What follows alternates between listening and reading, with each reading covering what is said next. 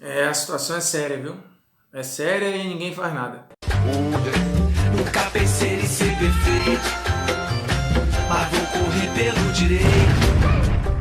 Fala moçada, beleza? Bruno Formiga na área, convidando você a se inscrever no canal, tocar na notificação, deixar seu like, deixar seu dislike, comentar o nosso conteúdo, sugerir temas e espalhar o canal por aí, pegando o link, jogando no seu grupo de WhatsApp, que sempre dá aquela ajudada. Tivemos mais um episódio na Europa de racismo, mais um na Itália, dessa vez em cima do Balotelli, que também não é a primeira vez que sofre com insultos racistas. Ele agora defende o Brescia e no jogo contra o Hellas Verona acabou ouvindo impropérios vindos da arquibancada, parou o jogo no meio, pegou a bola e, revoltado, chutou nas arquibancadas. O que chama a atenção é a inércia e a demora nas respostas das entidades que deveriam se revoltar tanto quanto o Balotelli. Os jogadores em campo deveriam se revoltar tanto quanto o Balotelli. E tem várias coisas que chamam a atenção. Primeiro o Balotelli vai saindo de campo, coisa que ele já fez, inclusive, e os jogadores do seu time tentam fazer com que ele mude de ideia.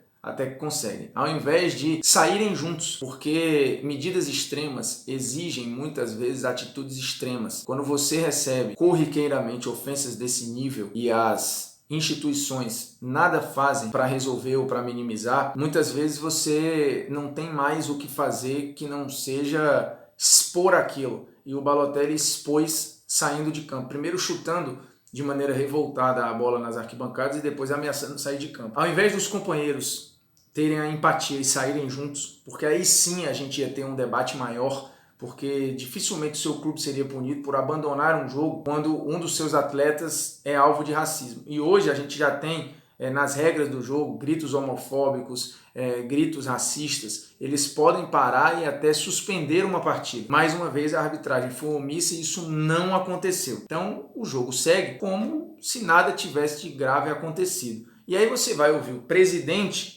do Hellas Verona e o cara minimiza, passa pano, fala que não é bem assim. É muito assim. Isso é muito grave e isso tem sido corriqueiro nos estádios na Europa. E aí, como está distante, a gente tende a, poxa, mas que coisa, não? Coisa mais feia, que coisa mais revoltante, dá aquela embrulhada no estômago. Mas quando acontece próximo a gente tende a minimizar, dizer que é mimimi, dizer que não é tudo isso, que no futebol não é bem assim, que isso é normal. Como a coisa é vista de longe, o Balotelli ele acaba não estando no nosso dia a dia, a revolta aumenta. Quando é próximo, ou quando atinge o seu clube, quando atinge o clube do seu vizinho, o clube do seu amigo, aí começa aquele movimento de passada de pano, que é o que a gente vê acontecer muitas vezes na Europa. E a gente teve um episódio recente na Bulgária com torcedores búlgaros, também com atos racistas e que foi exposto para o mundo inteiro. E a punição que veio da UEFA foi ridícula, né? Foi mínima, com uma multa irrisória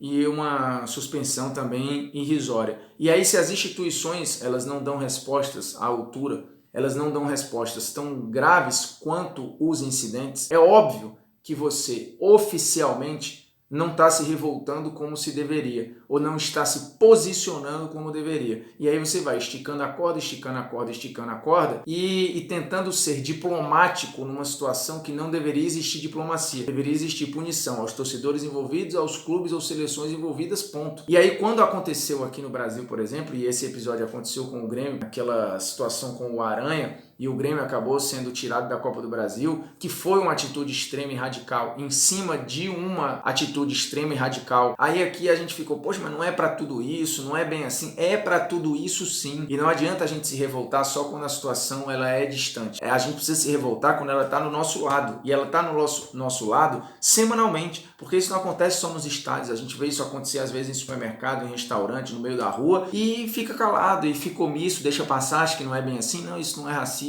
É só jeito de falar, não é. E se você do lado não se revolta, você vai deixando acontecer, e o terreno, ele vai ficando, se você normaliza o que não deveria ser normal, você normaliza o que é tipificado como crime. É crime no Brasil, é crime na Itália, é crime na Bulgária, é crime em qualquer lugar. Só que aí você relativiza o crime. Mas no estádio de futebol não é bem assim. Quando você chama alguém de tal coisa, na verdade eu estou só fazendo uma brincadeira. Não é brincadeira, é crime e é ofensa. Então a gente precisa passar dessa linha. A gente precisa primeiro admitir que existe o racismo, para depois começar a discutir o racismo e assumir soluções. Enquanto a gente ficar nessa passada de pano, que é o que acontece, é minimizando as situações, falando que é mimimi, falando que é isso, que é aquilo, a gente não vai evoluir e a gente vai ter a repetição desses episódios. Então você, enquanto cidadão, se posicione quando puder e, óbvio, as instituições precisam fazer isso, principalmente na Europa, onde o racismo é um problema sério e não é de hoje. E no futebol os episódios estão não só se repetindo, como aumentando. Todo ano você tem incidente atrás de incidente em estádios europeus. É em jogo de Champions, é em jogo de eliminatória, é em jogo de campeonato nacional. E a UEFA faz suas campanhas contra o racismo, em prol da igualdade, mas na hora das punições, que é onde você põe na prática o que você desenha na teoria, a coisa não tem sido proporcional, ela não tem sido do tamanho da gravidade dos episódios. Então que o chute na arquibancada do Balotelli